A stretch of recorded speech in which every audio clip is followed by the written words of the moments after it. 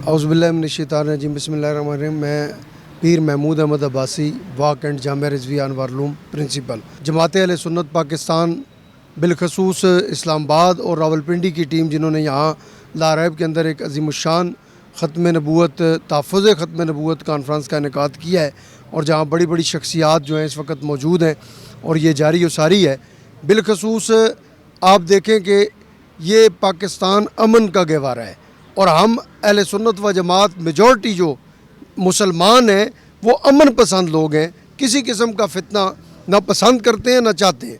लेकिन मैं ये ज़रूर कहना चाहूँगा कि चीफ़ जस्टिस ऑफ पाकिस्तान जो इतनी बड़ी सीट पर बैठे हुए हैं, इतना बड़ा उनका ओहदा है, फिर उन्हें क्या ज़रूरत है ऐसे इख्तलाफी मसाइल के अंदर जिनकी ना वो तालीम रखते हैं, जिनका ना उन्होंने पढ़ा हुआ है, ना वो कुरान के मुतल्लिक जानते हैं, ना उसके तर्जमे के मुतल्लिक जानते हैं। तो फिर वो, और सबसे बड़ी बात, चीफ़ जस्टिस ऑफ पाकिस्तान को सबसे पहले आइन पढ़ना चाहिए कि आइन क्या कह रहा है।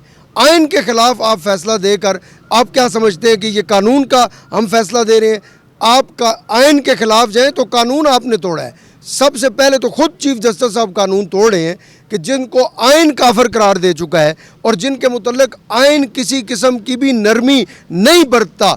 मैं ये कहना चाहूँगा कि चीफ़ जस्टिस साहब आप ये बताएं क्यों आपका नरम गोशा इनके लिए है, आप क्यों इनके लिए नरम हैं, आप क्यों ये चाह रहे हैं कि इनको रिलीफ मिले।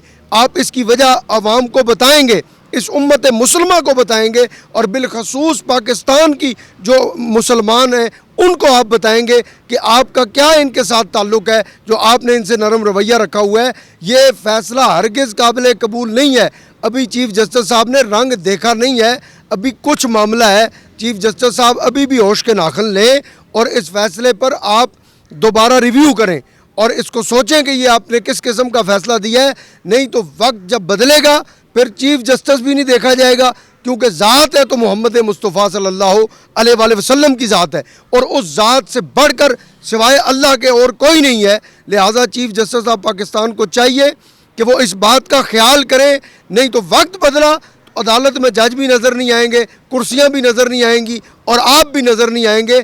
मेहरबानी फरमाकर ये आपको बताना पड़ेगा कि आप इनसे क्यों नरमी रखते हैं, क्यों इनके हक़ में फ़ैसला दे रहे हैं, जबकि आइन इस बात का इख्तलाफ करता है। लिहाजा मैं ये कहूँगा चीफ़ जस्टिस ऑफ पाकिस्तान से कि वो जल्द अज जल्द इस फ़ैसले पर गौर करें और इस फ़ैसले को बदलें और जो फ़ैसला बनता है वो फ़ैसला करें। शर पसंद नासिर के लिए मैं यही कहूँगा कि वो भी यही अगर समझें कि उनकी ये शैतानियाँ, मैं वैसे एक रूहानी बात करता चलूँ तो वो ये करूँ कि ये जो अनासर है ना, ये इसलिए उठते हैं कि अल्लाह जोश गरमाता है कि ये मेरे मोहम्मद मुस्तफ़ा के जो ग़ुलाम है ना, ये हर लम्हा जोश में रहे और इश्क़ मुस्तफ़ा के लिए हर लम्हा ये जज्बे में रहे कि जैसे आप अंदाज़ा लगाएं ना, अल्लामा इकबाल ने यही फरमाया था कि आप गौर इस बात पर करें कि यहूद व हनूद चाहते क्या हैं। वो ये चाहते हैं ये फाका कश जो मौत से डरता नहीं ज़रा, रूए मोहम्मद इसके बदन से निकाल दो। मतलब सरकार तो आलम सल्लल्लाहु अलैहि वसल्लम की मोहब्बत निकली तो ये खुद ब खुद मर जाएगा। लेकिन ये अनासर इसीलिए हैं जो आकर इस तरह का शर फैलाते हैं और फिर मुसलमानों में जज्बा आ जाता है और फिर मुसलमान एक जगह जमा हो जाते हैं। कोई फ़िरका नहीं रहता, कोई मसलक नहीं रहता, कोई अपना एक जमात नहीं रहती, जमातें भी मिल जाती हैं, फ़िरके भी मिल जाते हैं, मसालिक भी मिल जाते हैं और एक प्लेटफार्म पर जमा होकर इस बात का सबूत देते हैं हमारा कलमा भी एक, हमारा रसूल भी एक, हमारा खुदा भी एक।